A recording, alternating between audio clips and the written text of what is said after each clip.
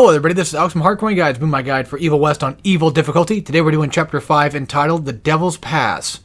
This chapter, it's been a while since I've played Evil West, so I did kind of flub up a few things. But I wouldn't say it's necessarily really a hard one. It has two boss fights. One with a boss that we've done before, and a completely new boss, which is the Mole. And I actually, since, it took me a bit to kind of, a small smidge of a bit to remember how to play this game. Which is not a bad thing, because I was able to do the thing I do in most games, which is react to things better. It's weird how that happens. Because, I get so stuck in my head when I play Evil West, I don't think about blocking or parry or whatever. And then when I play other games, it's like, I have to block and parry pretty much everything, or else I'm not doing it right. So maybe taking a break from Evil West might have actually helped me just a smidge. And if you're wondering, what the heck have I been doing? Why have I been gone for so long? Why has there been no Evil West content at all? Laziness, for one. Two, I've actually been streaming over there on TurdMonkey1497, and I've been streaming all of the games that I've already done on Hardcorean, on the same difficulty. We're right now going through Gen 1, we're almost done, so God of War's next. I just now got done with Kingdom Hearts. This part, this is where I had to kind of de-rust, because I forgot how to do all this stuff. Just run in here, and don't flub up like I did, because that's the thing, though, is it's kind of easy to flub that up. Just run in here, and then just let them try to shoot you, and then just do the snap shoot thing, and it should be pretty much donezo from there. That guy hanging, though, I guess I must have missed him. That might have been some gold, actually. Possibly. Yeah, because I think there was a guy I just saw right over here, and then if you see somebody hanging, you can shoot them down, and you'll get some money out of it. So, which by now you guys should know that, because, Chapter 3 or whatever, we were able to do that. So, still, like I said, it took me a bit to kind of get used to everything again. I kind of forgot about the main controls, such as the shotgun being a thing already, and what have you. So you will see a lot of just accidental buffoonery on my end until I eventually realize, oh yeah, that's right, that's been going on. But yeah, so been streaming on Turd Monkey, and it's the Hardcorean X Turd Monkey Generations stream, so you can check that out on my main channel. You can find that in the description below if you're looking for that. So just, again, I've been streaming just every once in a while. I don't really do live chat with it just because I want this to be more of a focused thing for me to actually focus on and do it. Anyway, werewolf time. So go ahead and just grapple these guys. Either go to them or take them with you. It's probably more efficient just to bring them toward you, because then at least the other ones have to run, at you. When he's doing that, that's plenty of time. You have plenty of time to shoot that. So when that happens, just let go of what you're doing and just shoot him. Get some extra damage. It's free damage. Why not take it? I think when they do activate it, all it does is, I think, gives enemies more attack for a bit. If I remember correctly. It's been a bit since I finished this game, so I'm sorry. But yeah, you can tell, I'm really just not the best at this. I kind of forgot how to relatively play the game, but then just immediately remember, oh yeah, I can dodge. And don't forget that you do have shotgun. And usually when I recommend using shotgun is usually after a pummel, or maybe an unblockable kick. When they're doing a blockable attack, you go for a kick. Well, no, you push them away. That would be a bad spot. So, yeah, I would just say after a pummel. That's probably the best time to use a shotgun. And you'll see me use it again later in this chapter because of that. I didn't realize I got a shot on that guy. I didn't see that. Oops. And once again, I understand that the graphic quality is pretty damn low. That is because this game has such a weird sort of problem with its brightness, everything. It just it messes with my head. I can't play this game at the normal default resolution. I can't do it at the regular way of playing it. It's so bizarre, and I hate that. I can't do it. Which, I like that I have the ability to customize what I want. So again, this will probably be one of the few guides that might not look exactly as clean as we had hoped. But anyway, that takes care of that. I'm just also kind of forgot, because, again, it's been a bit since I've actually beaten the game. So I've kind of just sort of lost in my head, where things might have specifically been located. And where optional stuff is, where progress is, all that fun stuff. I've been losing my brain ability to do things. The thing I'm best at when it comes to playing games on hard is typically remembering the mechanics and being able to handle an extensive amount of enemies attacking me.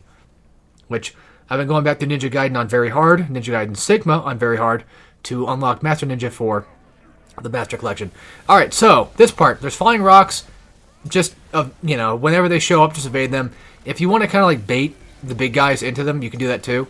You can use the grapple shield mechanic to also bait enemies into it, but I would suggest not worrying about the big guy just yet. Instead, focus on the guys with guns. That should be your primary target. Whenever you hear that little, the little ding, just make sure you go ahead and take out I guess you could say the gunmen, because they will get in the way. They will cause a lot of problems. And this guy, he just pokes his head out a little bit. It's not a hard shot to make, so luckily you don't have to completely hit him with the weak spot shot, but it does still, of course, obviously help out a ton. And again, look at me, just flubbing up. Maybe I should get this thing done soon, shouldn't I? Like, maybe just record, like, an Evil West every day after I finish a stream, so that way I can get this stuff going, too, and not have to have it in the back of my mind worrying about it and just failing everything.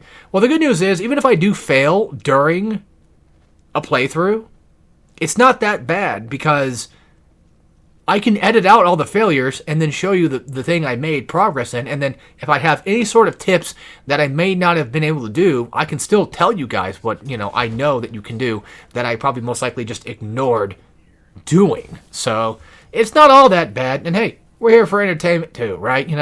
It's a guide, yes, but at the same time, I'm here to keep you company, and if you want to watch something kind of fun and cool, then watch me play games on hard, I guess. That works out pretty well.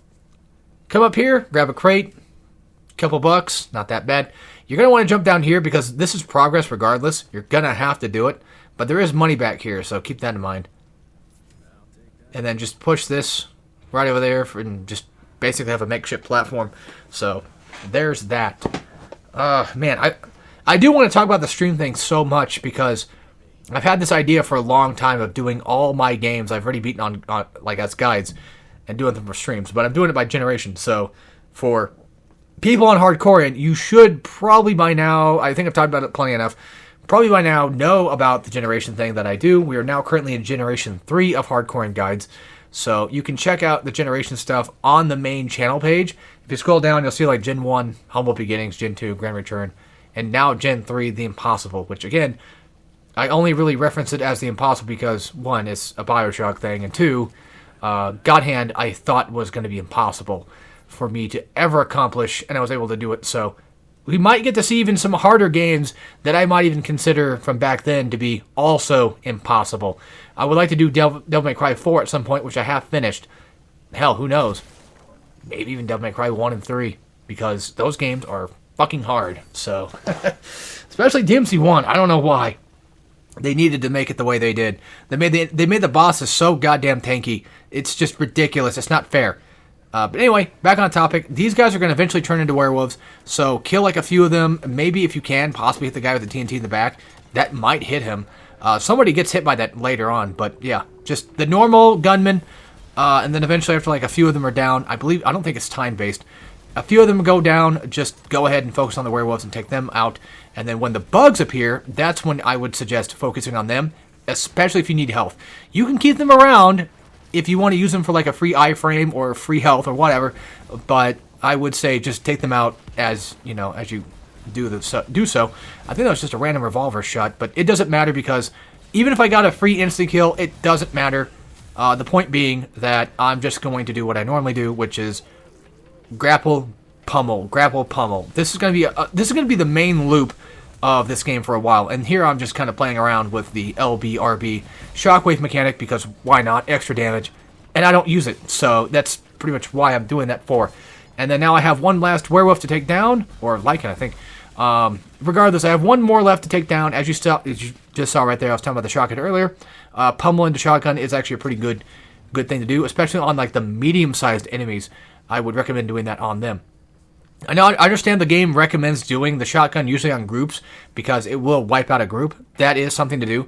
But for me personally, especially on evil difficulty, I recommend saving your shotgun instead for like more of the mid-sized enemies, so that way you can get like an extra free stun, quote unquote, but mainly just primarily just extra little bit of damage, especially on boss fights. So it's just a nice extra bit of damage to take, and that right there, you have to be quick. You got enough time to do it, but still. I guess this is a bat boss. I don't know why I never thought it wasn't a bat. Alright, so now we have the ability to stagger. That little yellow bar that's around his health bar is going to be our new stagger thing. I think I might actually landed that kick for once, but I tried it again and I messed it up. This time you'll probably notice I get a lot more cheeky with my stuff because I start actually using the... Well, the game I think tells me eventually. It reminds me like, oh yeah, you can block those. I'm like, oh yeah. I think you can probably actually block the projectile, but I usually just dodge it. I think that's a new thing he gets too. I don't remember him doing that in the first fight we ever see. When they are in that white stagger, it's a good time to go either for a parry or at the very least a grapple. It doesn't matter if you go toward them or bring them toward you, but you can finally do that.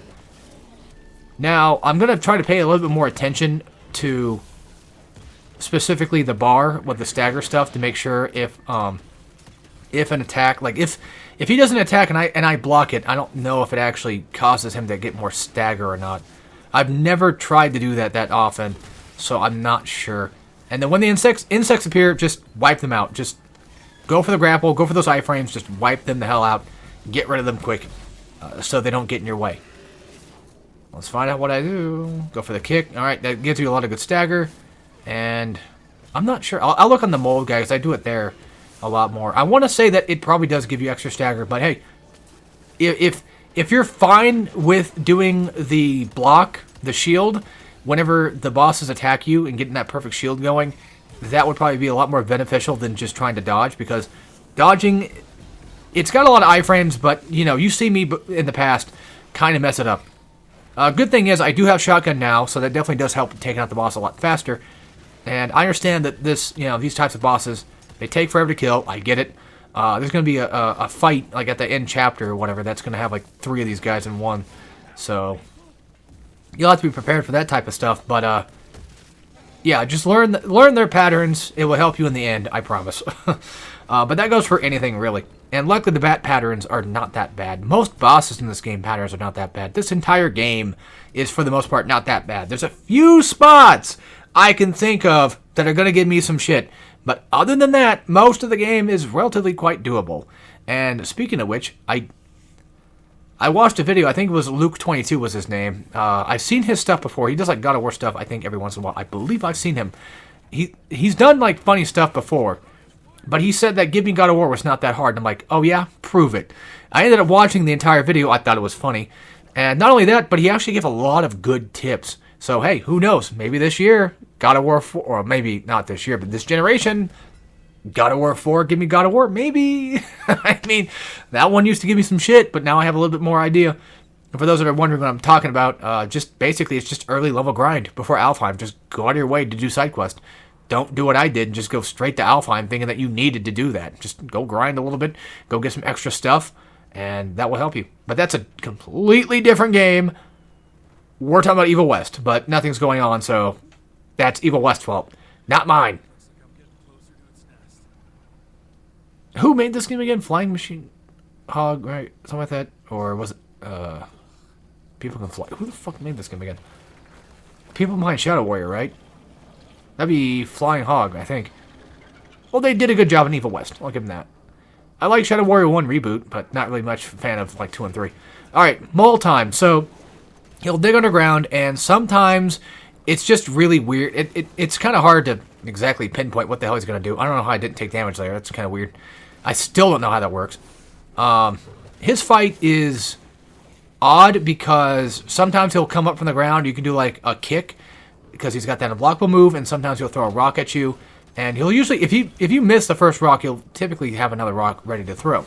And then after a while, once you beat him up enough times, eventually he'll lose an arm, giving him less combo potential, and then also I think probably throwing rocks less. So once you get him down to his first stagger is when enemies are going to start appearing.